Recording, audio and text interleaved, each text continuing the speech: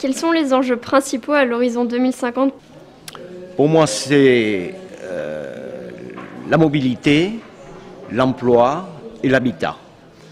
Je crois que 2050, les prévisions sont de 1 million d'habitants sur la métropole à l'horizon 2030. Ce ne sera peut-être pas le cas, mais à 2050, on peut le penser. Donc, dans cette métropole millionnaire, effectivement, il va falloir loger les nouveaux arrivants, il va falloir leur donner de l'activité et il va falloir qu'ils puissent se déplacer. Donc, trois conditions qui font que dès aujourd'hui, il doit falloir anticiper tout cela. La mobilité est aujourd'hui cependant peut-être la plus grosse difficulté de la métropole.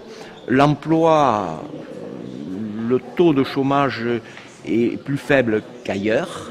De nombreux emplois sont créés tous les ans.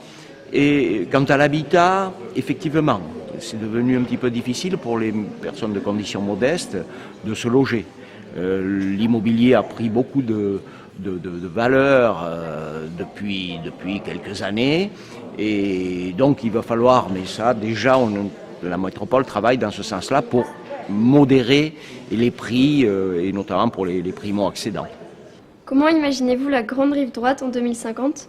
Eh bien écoutez, elle pourrait être totalement construite avec plus de vignes, plus de bois, plus de chemins. Il n'est pas difficile de trouver des investisseurs susceptibles d'organiser la commune ainsi. Mon rôle dès aujourd'hui, et j'espère que cela se poursuivra, bien sûr, il y a une évolution naturelle, un petit peu, il y aura des terrains qui pourront devenir un petit peu constructibles, c'est normal, mais j'espère qu'elle conservera son aspect rural, boisé, qui sera bien pour les habitants de Bouliac, mais qui servira aussi aux habitants de la métropole et d'ailleurs, en restant un peu ce qu'on appelle le poumon vert de la métropole. Comment sera votre commune en 2050?